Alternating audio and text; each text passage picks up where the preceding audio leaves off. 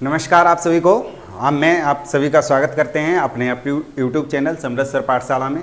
तो आज का जो टॉपिक हम जो लेके आए हैं वो लेके आए हैं संविधान के संशोधन। तो ऐसा है कि जब हमारा संविधान बना और अब तक समय रहते बहुत सारे परिवर्तन होते हैं, तो हमारे संविधान में परिवर्तन भी जरूरी हैं। इसीलिए इस संविधान में एक व्यवस्था भी की गई थी कि अनुच्छेद 368 जिसे के तहत ये बताया गया था कि यदि हम अगर संविधान में संशोधन नहीं करते हैं तो एक जटिल प्रक्रिया या जो कुछ भी या जटिल संविधान हो जाएगा, जिसके माध्यम से जनता को कहीं न कहीं प्रॉब्लम होगी। यानी जब हमारा देश स्वतंत्र हुआ था तो उस समय 1947 चल रहा था, 50 मान लीजिएगा संविधान बना, और आज 2020 है। अगर सेम वही संविधान बना रहता तो उस समय की जनता और इस समय की जनता में कुछ न कुछ परिवर्तन समयानुसार होता रहता है। अगर वो अनुसार के अनुसार हम अपना संविधान को लचीला या बदलेंगे नहीं तो समस्याएं क्रिएट होंगी। और वो संविधान एक एक कल्पना के आधार पर ही बनाया गया था, और जिस समय उसकी विशेष जानकारी केवल अनुमानित थी कि ऐसा हो सकता है। लेकिन जब जब हम आगे आगे बढ़े तो हमें थोड़ी थोड़ी परेशानी महसूस होने लगी। तो वहीं से हमने इस 368 के तहत इसको अनुच्छेद 368 के तहत बदलना शुरू कर दिया। अब इसमें हमने क्या किया कि पहला ही हमने जो बोला कि शुरुआत से यानी 1951, तो इसमें बहुत सारे परिवर्तन हुए, यानी 100 से ऊपर निकल गए हैं। तो इसका मतलब ये हो गया कि अब सारे तो हमें याद नहीं करने हैं, क्योंकि जब जब समस्या होती है तो थोड़ा सा परिवर्तन कर लेते हैं। लेकिन हमें जो महत्वपूर्ण याद करने हैं वो कुछ महत्वपूर्ण हैं।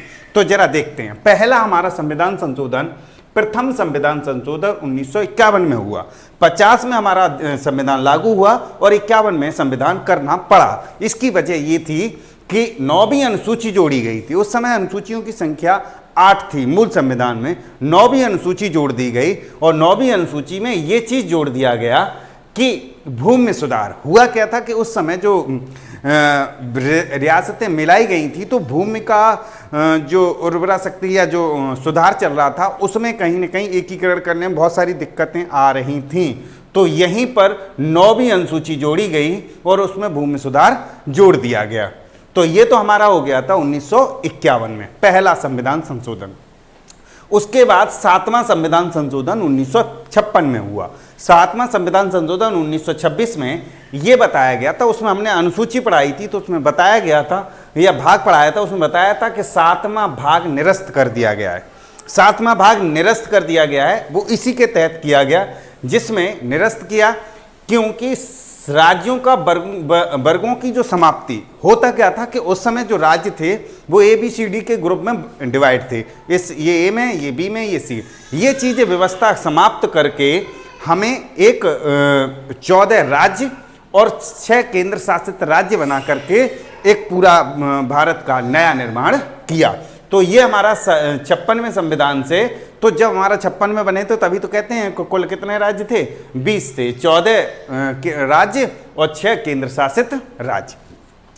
अब इसमें उसमें क्या था, एक से अधिक, इसमें एक और प्रावधान रखा गया था, एक से अधिक राज्य के लिए एक हाईकोर्ट की व्यवस्था। अब देखा जाए तो इस समय में, यानी अब वर्तमान में देखा जाए तो 28 और 9 है। इससे पहले अगर देखते हैं 29 और 7 हुआ करते थे कि 29 राज्य और 7 केंद्र शासित राज्य। जम्मू कश्मीर जब खत्म हुआ तो राज्य खत्म हुआ और केंद्र शासित राज्य 2 बन गए।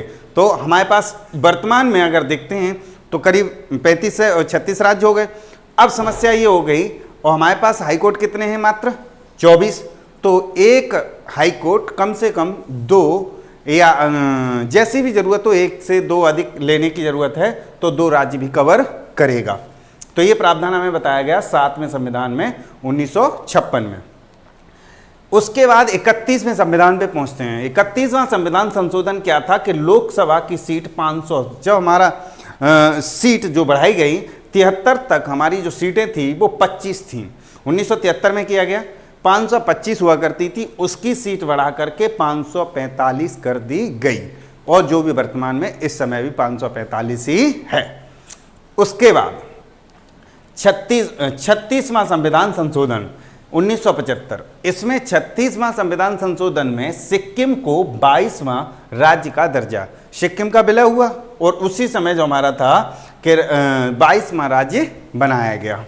तो ये हमारा 36वां संविधान संशोधन, 22वां राज्य बनाया गया। उसके बाद 42वां संविधान संशोधन, इसे कहते हैं मिनी कॉन्स्टिट्यूशन। ये बहुत बड़ा संविधान है, यहाँ पर बहुत सारे बदलाव हुए, इसीलिए इसको लघु संविधान या मिनी कॉन्स्टिट्यूशन भी कह देते हैं। अब हुआ क्या, इसमें क्यों ऐसा करना पड़ा?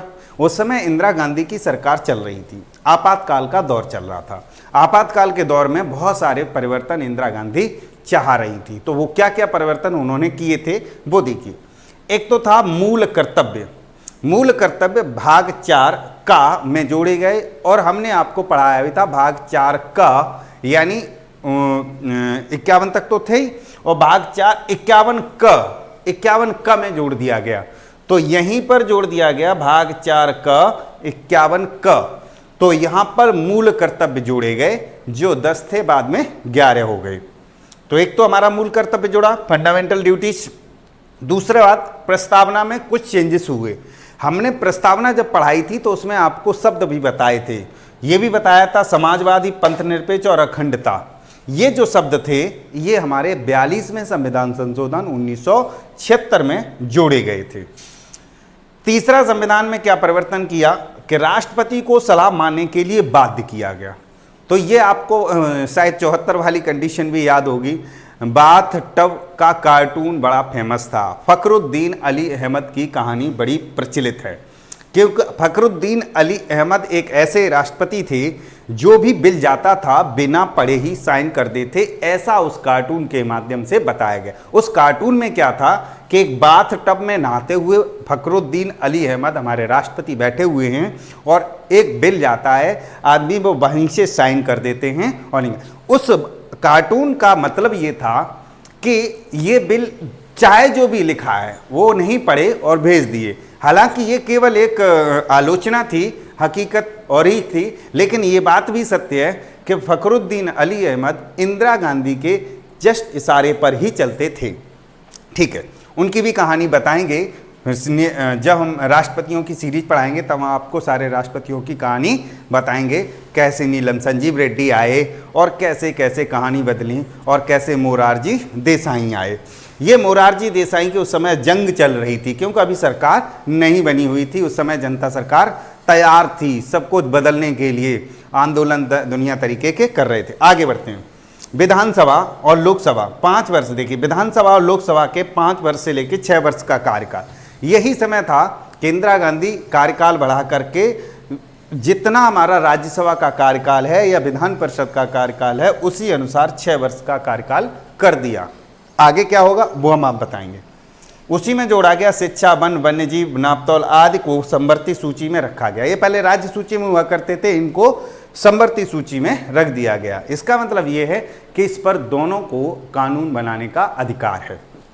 आगे, संसद में विधानमंडल को कोरम समाप्त। देखिए कोरम शब्द क्या है? कोरम होता था कि जब भी चाहे विधानमंडल हो या संसद हो, चाहे केंद्र वाला और चाहे स्टेट वाला, जब भी सभा बैठती है तो उसका एक नियम है कि जब तक 1/10% लोग सदस्य मौजूद नहीं होंगे तब तक उसे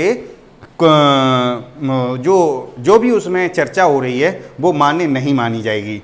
देखिए उसी प्रकार अब यहाँ पर चेंज क्या कर दिया कि अब वो चाहे कितने भी हों, 1/10 हो पाए या न हो पाए। वर्तमान की स्थिति अगर देखते हैं 545 हैं।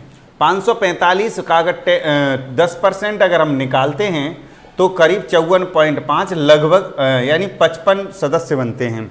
यदि हमारे संसद में 55 सदस्य होंगे तो ही उस मीटिंग का अस्तित्व होगा, अदरवाइज नहीं होगा।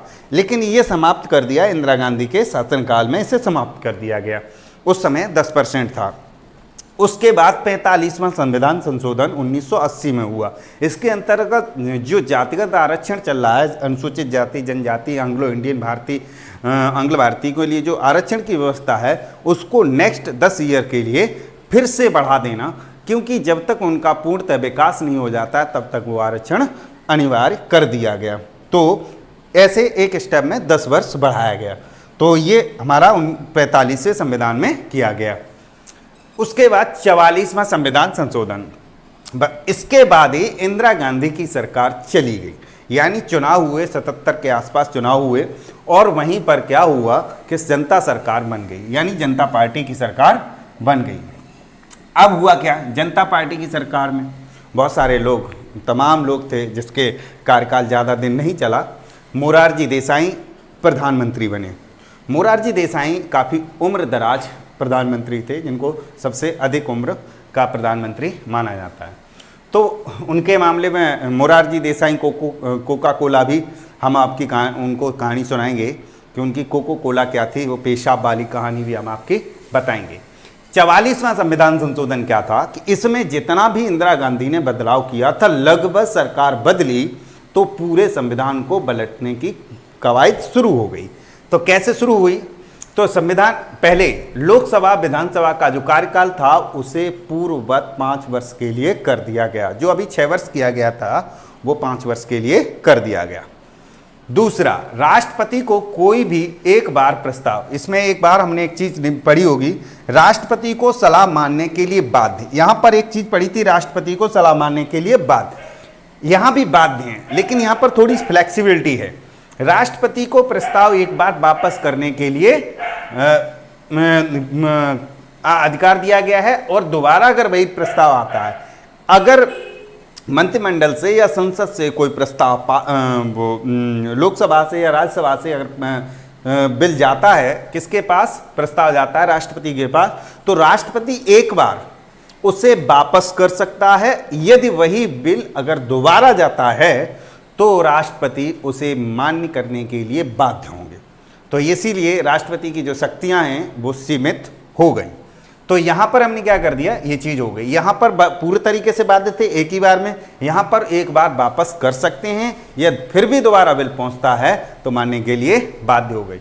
तीसरा पॉइंट, कोरम को पूर्ववत कर दिया गया। यहां पर कोरम समाप्त कर दिया गया था, यहां पर कोरम जैसा था वैसा ही कर दिया गया, यानी 1/10 सदस्य होंगे तभी कोई प्रस्ताव की मंजूरी दी जाएगी। संपत्ति का अधिकार समाप्त, जैसे हमने बता दिया था, संपत्ति हटा करके, संपत्ति यानी 31 अनुच्छेद 31 से संपत्ति का अधिकार हटा करके 301 के तहत उसे कानूनी अधिकार बना दिया गया। 5वां, राष्ट्रीय आपात में आंतरिक अशांति सशस्त्र विद्रोह जोड़ा गया। अशांति की जगह सशस्त्र विद्रोह जोड़ा गया। अब देखिए उसमें क्या था, पहले राष्ट्रीय आपात हमारे पास युद्ध के क्षेत्र में लगता है या कोई और भी कंडीशन थी, उनमें जो आपातकाल लगता था उसमें एक शब्द जो है हमारे पास आंतरिक अशांति भी हुआ था, इंटरनल डिस्टर्बेंस भी कहा जाता था। इस आंतरिक अशांति के आधार पर, क्योंकि इंदिरा गांधी ने जो आपातकाल लगाया था वो इसी शब्द के इर्द गिर्द लगाया था। अब इसी शब्द के इर्द गिर्द लगाया तो यहीं पर उसे इस शब्द को हटा करके यहां पर जोड़ दिया गया सशस्त्र विद्रोह। अगर कोई सशस्त्र विद्रोह सेना के साथ, शस्त्रों के साथ अगर विद्रोह हो जाता है तो फिर राष्ट्रीय आपात लगा दिया जाएगा। उसमें एक और चीज जोड़ी गई कि अगर राष्ट्रीय आपात अगर लग जाएगा तो उस समय हमारे पास 2 मूल अधिकार, हमने आपको अधिकारों में भी पढ़ाए थे और सूचियों में भी इससे पहले पढ़ाए थे कि मूल अधिकार हमारे समाप्त 20 और 21 मूल अधिकार समाप्त नहीं होंगे। बाकी राष्ट्रीय आपात के दौरान, इमरजेंसी के दौरान सारे मूल अधिकार निलंबित हो जाते हैं। उसके बाद ये हुआ हमारा 52वां संविधान संशोधन। 52वां संविधान संशोधन में क्या था कि इसमें 10वीं अनुसूची जोड़ी गई। 10वीं से याद रख लो, हमने सूची में जब सूची पढ़ाई थी उसमें बताया था कि 52वें संविधान संशोधन 1985 में जोड़ा गया, जिसमें 10वीं सूची मतलब हो गया दल बदल कानून जोड़ा गया। उस समय क्या था, इंदिरा गांधी की सरकार बदल गई थी, इंदिरा गांधी की मृत्यु हो चुकी थी और राजीव गांधी देश के प्रधानमंत्री बनाए गए थे। और उस समय में क्या था कि एक समस्या आ रही थी कि लोग अपनी पार्टी को बदल करके इस चुनाव चिन्ह से लड़ते थे और उसमें शामिल हो जाते थे, उसमें लड़ते थे, इसमें शामिल हो जाते थे पैसे के लालच में। इस कंडीशन में फिर क्या किया गया कि ये दल बदल कानून बनाया गया कि आप जिस चुनाव चिन्ह से लड़ते हैं उसी पार्टी के ही आप रहेंगे। 56वां संविधान संशोधन हुआ जिसमें गोवा को 25वां राज्य बनाया गया। तो इसमें हमने दो चीज़ पढ़ी, यहाँ से आप पढ़ सकते हैं 56 इंच वाला कॉन्सेप्ट, ये 56 इंच, इसे 1987 में जोड़ा गया। 1987 में आपको पता है कि सरकार किसकी थी, आप ये अंदाज़ा लगा लीजिए, जब 85 में हमारा, जब 84 में इंदिरा गांधी सरकार थी, 85 में बन गए थे, तो जाकर के 89 में सरकार गिरी थी, किसकी, राजीव गांधी की सरकार गिरी थी, जिसमें जो इनके बीपी सिंह जो गृह मंत्री थे, उन्होंने अपना षड्यंत्र रच करके और वो तोप घोटाला जो था, बोफोर्स तो वो आके लगी थी तोप घोटाला, उसके चक्कर में इनकी सरकार गिर गई थी। तो यहाँ पर 85 में हमारा दल बदल कानून हो गया, 56 में संविधान संशोधन गोवा का सम्मेलन किया गया, 87 में, और 61 में संविधान संशोधन 89, इसमें लोकसभा और विधानसभा में मतदान की आयु 21 वर्ष से 18 वर्ष कर दी गई। पहले मतदान जो हुआ करता था 21 वर्ष को मताधिकार माना जाता था। यहाँ पर हम याद कर सकते हैं कि 61 वर्ष का मनुष्य हमें ये सलाह देता है कि आप 18 वर्ष में युवा हो जाते हैं। तो हमने ये कुछ महत्वपूर्ण आपको ये बता दिए, तो आप चाहें तो एक स्क्रीनशॉट ले सकते हैं, और मैं आपको बता देता हूं कि इतना से इसके बाद आप, अगर आपके पास कोई और भी बचते हैं, वो हम आपको अगले वीडियो में करा देंगे। आप इससे संबंधित क्वेश्चन केवल आप महत्वपूर्ण पढ़िए, आपको एक तरफ से अगर आप पढ़ सकते हैं तो और अच्छी बात है। ऑब्जेक्टिव लगाइएगा, धीरे धीरे ऑब्जेक्टिव लगाएंगे तो मैं समझता हूं कि जो महत्वपूर्ण है, जिनसे क्वेश्चन बनते हैं, वो शायद यही हैं। तो आज के लिए इतना ही। अपना और अपनों का ख्याल रखें, लाइक शेयर और कमेंट करते रहें, अपना स्नेह और प्यार भेजते रहें। धन्यवाद।